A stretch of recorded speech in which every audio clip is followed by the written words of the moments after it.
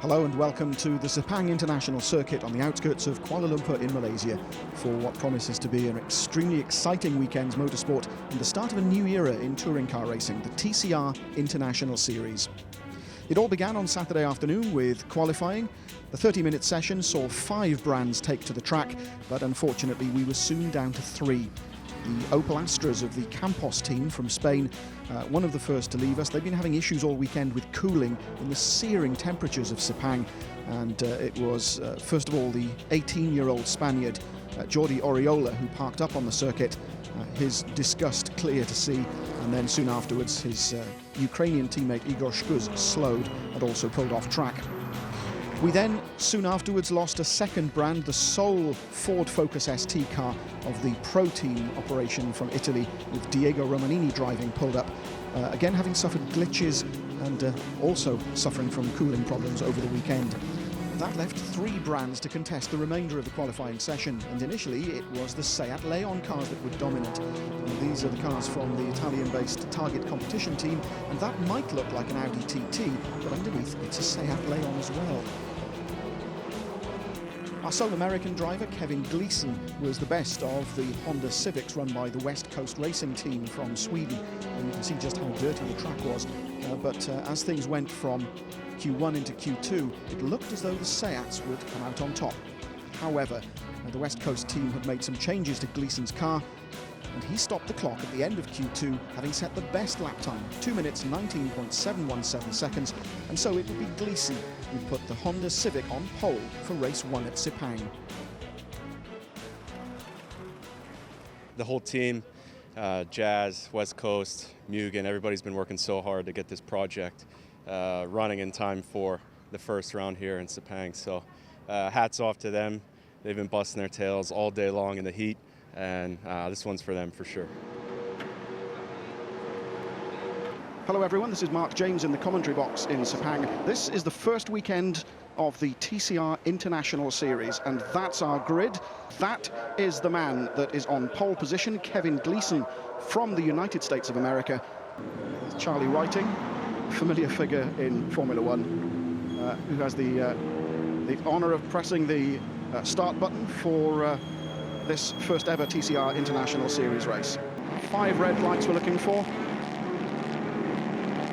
And we're away. The first ever TCR International Series race underway, and a great start both from Kevin Gleeson, although he seemed to be bogged down slightly. It's one of the Target competition cars up alongside him. And on the right-hand side there of your screens, Franz Engstler just being edged out slightly. And Gleeson and René Munich, who is a surprise leader possibly going into, but he's sliding wide, as does the Seat. That was an interesting first corner, to put it mildly. One of the Audis coasting to a halt there at the back of the field, and that would look like Franz Engstler, judging by the track positions. But it's Kevin Gleeson who must be slightly surprised after that first corner to be leading the cars down into this right-hander at turn 4. Second gear corner, up the hill, and then down to turns 5 and 6 before that pair of right-handers I mentioned earlier at turns 7 and 8. Pepe Oriola on the outside of Andrea Bellicchi. Bellicchi having dropped back from the first row of the grid alongside Gleeson. But it's Bellicchi's teammate in the Target competition team, Stefano Comini, who's now challenging Gleeson. And I was right, that was Franz Engstler who slid wide on the outside of turn 1. So it's Mikhail Grachev in the sole Audi TT down in 9th place. So Gleeson leads from Comini with Sergei Afanasiev in 3rd place, Gianni Morbidelli in 4th, making it 2 Hondas in the top 4. That was Ferenc Fixer, one of 3 18-year-olds that we have in the fields this afternoon. And that was Mikhail Grachev having a look in the Audi. And indeed, he's done it. He's held the line. He gains a place. Grachev overtaking. Now this is what we thought would happen down the back straight. The Seat just being edged out. Kevin Gleeson keeping his nerve. So Kamini goes wide, but Gleeson on the inside. Now this is a drag race once again up the start-finish straight, but it looks as though it'll be Kamini on the correct line. Indeed, he gets past, so we have a new leader. Stefano Kamini of the target competition team in the Seat Leon takes the lead from Kevin Gleeson. In third place, it's Sergei Afanasyev weaving to try and get past Gleeson, forcing him onto the left-hand line, the right as you look at it, and Afanasyev takes a look up the inside for this right-left combination at turns 1 and 2.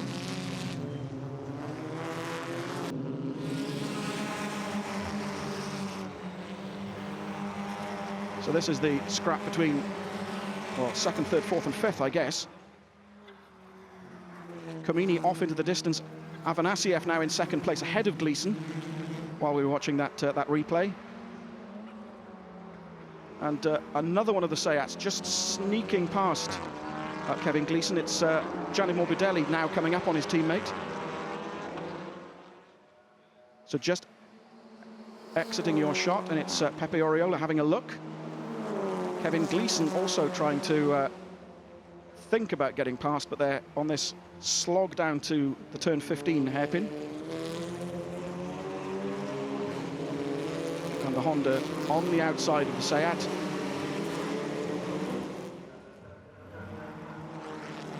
And it's his brother who's unfortunately one of the early casualties, meant to be driving the Campos Racing Opel Astra. We already know that he had a wild card for later in the season with target competition, with whom he'll be contesting the Seat Leon Euro Cup.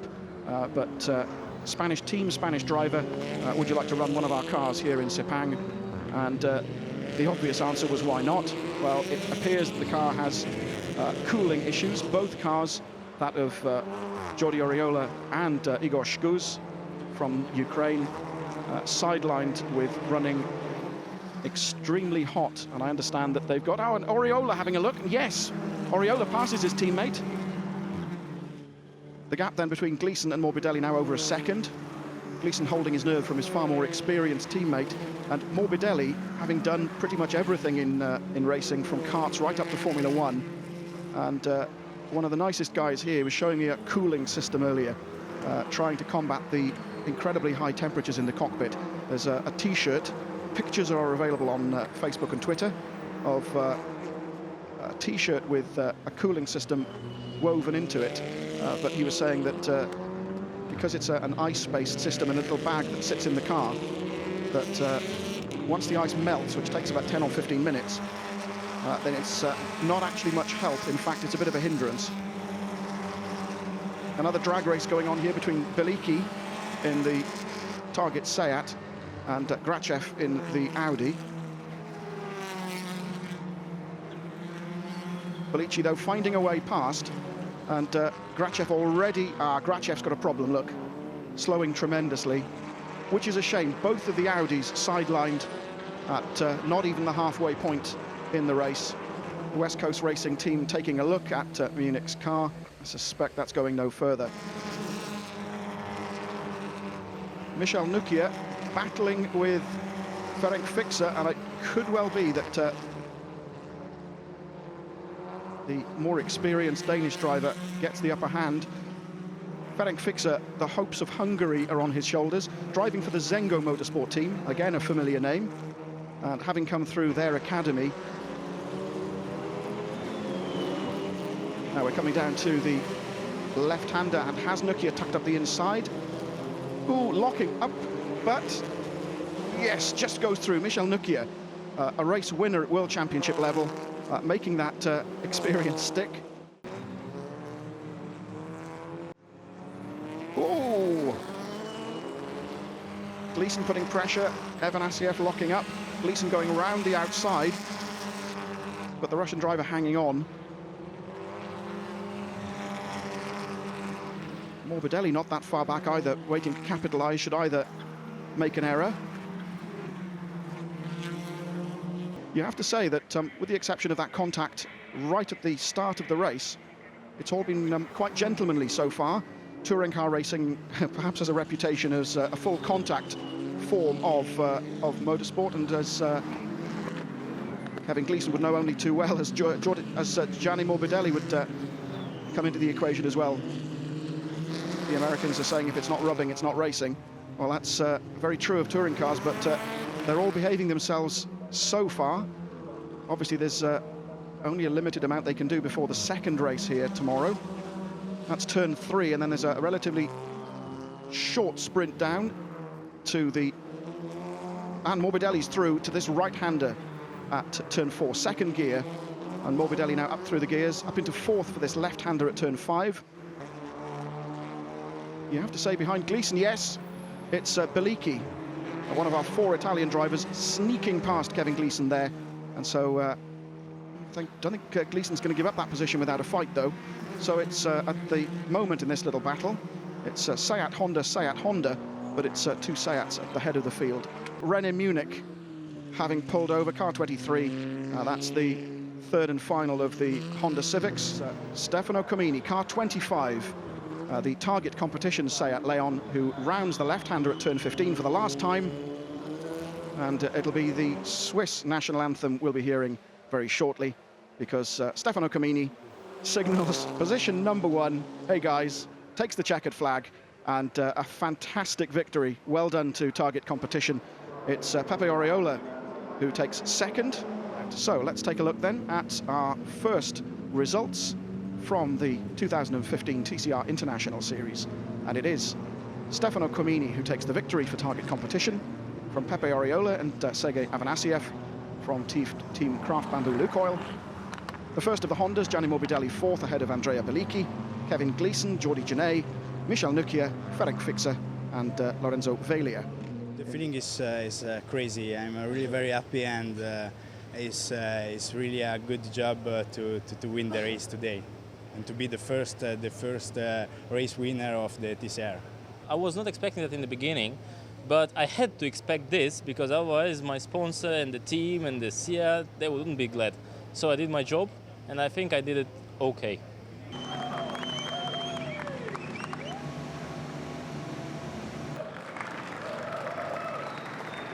What a fantastic first race. Seats 1, 2 and 3, and we do it all again for race 2.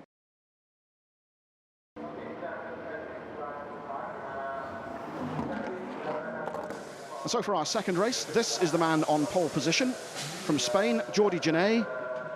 Jordi Genet having worked for Seat Sport since about 12, 13 years now. Charlie Whiting waiting for the green flag to be waved. 4 lights on, 5 lights on. The lights go off and we're away. Jordi Genet leads the cars away from the start line. Ferenc Fixer makes a good start. Further back we see one of the Audis moving. Both Audis having moved up now. Let's see what happens at turn 1. We had all sorts of problems here yesterday with contact and spinning and running wide. A lot more sedate as they go around turn 1. This time no contact, no running wide, but it's Jordi Genet who leads Ferenc Fixer. A little bit of nudging. Stefano Comini just taking to the curb with the 2 Engstler Motorsport Audi TTs alongside him. Franz Engstler yesterday didn't even make it this far. Steering failure, steering breakage, sidelining him at turn 1 at race 1. Some bumping and banging going on, and it's one of the Lukoil cars involved with one of the other target competition cars and one of the Audis. It's car 77, Sergei Afanasiev, that was caught up in that, but at least he's still going. The target car that we see off there.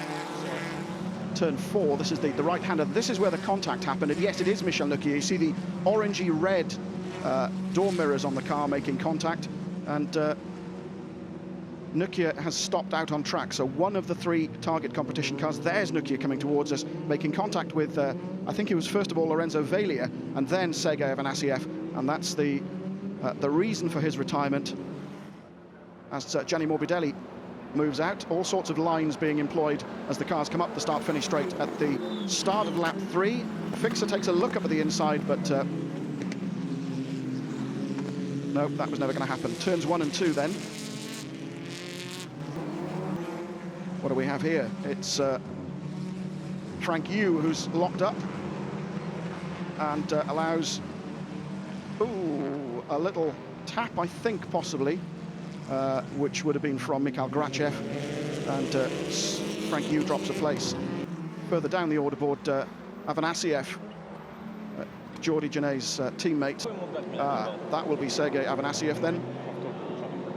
Still smiling, but a third place in race 1, followed by a DNF in race 2.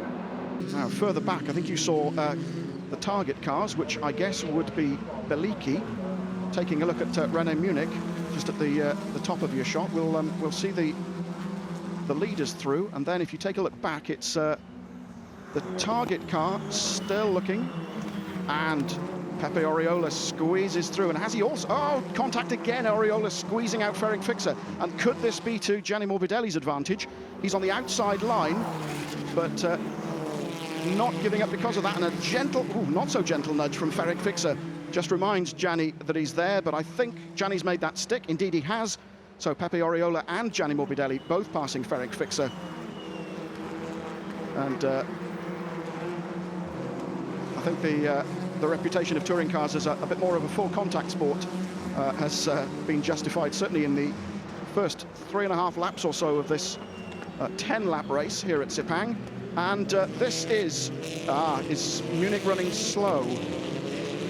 Yes, both the target cars past René Munich. Car 33 is Andrea Beliki, car 25 Stefano Comini. And Munich still sticking with them, so I'm not sure what the problem was there, whether he just ran wide.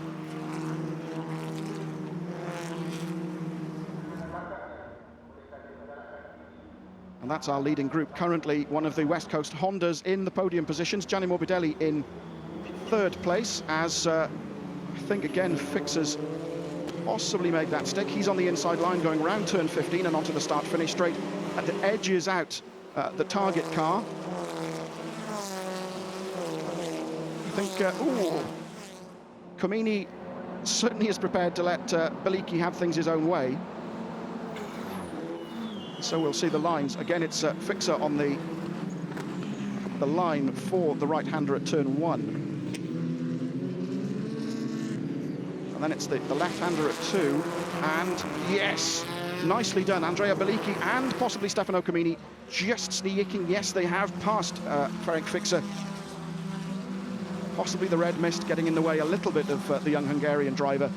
But you've still got to say that it's an impressive performance by one of so tandem. René Munich now having a look in the Honda. Oriola closes right up though. I think this is a scrap that'll go all the way.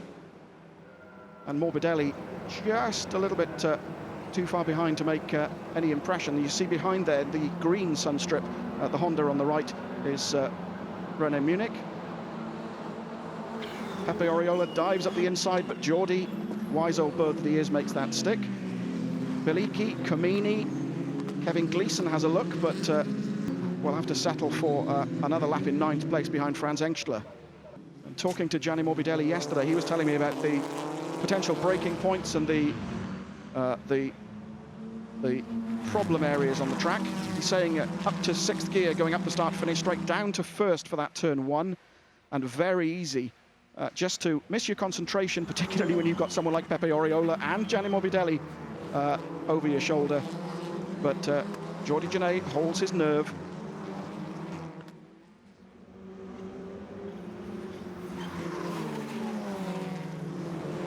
There is Igor Shkuz,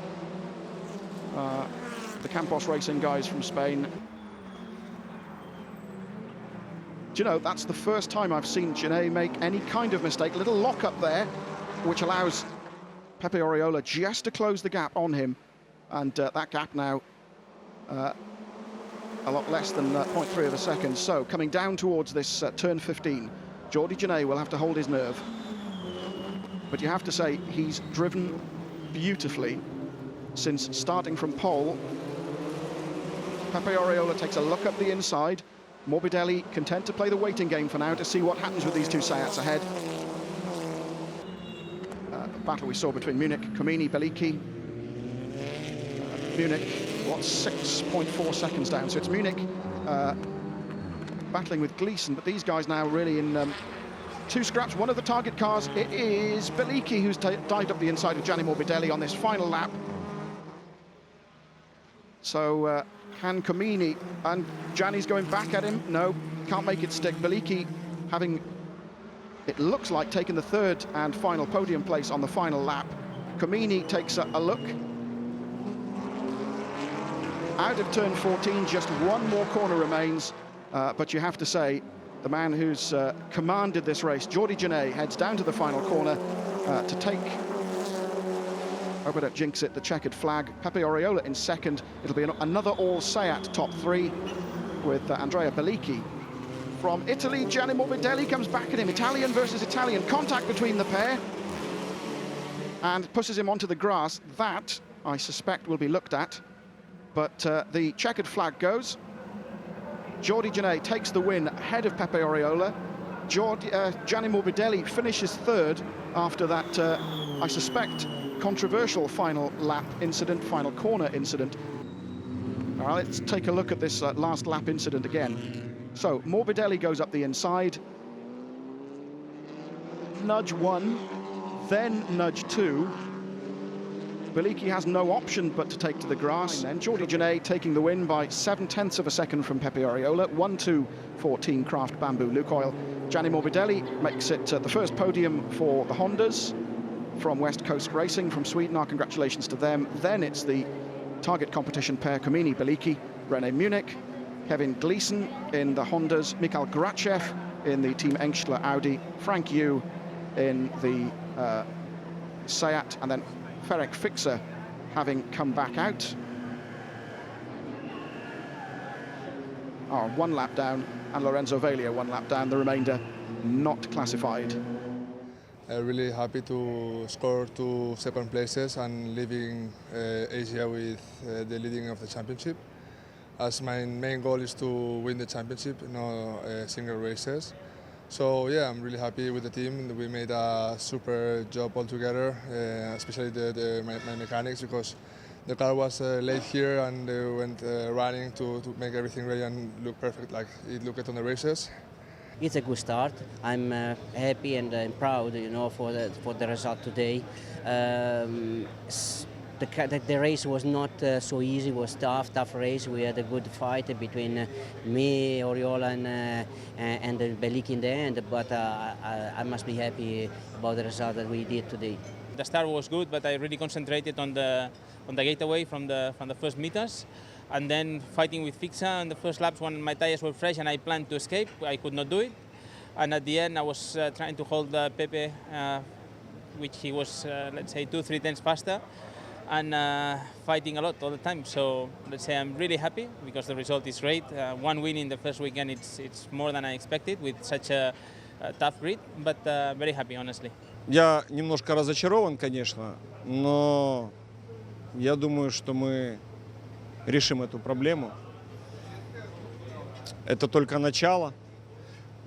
Мы уверены.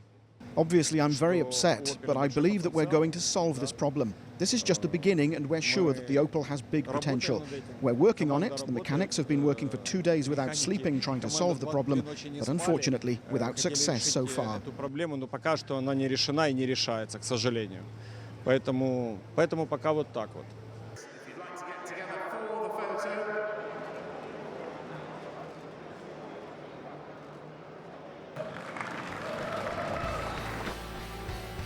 The TCR International Series resumes in China on the 11th and 12th of April, but from Sepang, from I think a very successful race weekend to debut the series. This is Mark James wishing you well, and we'll see you soon. Bye-bye.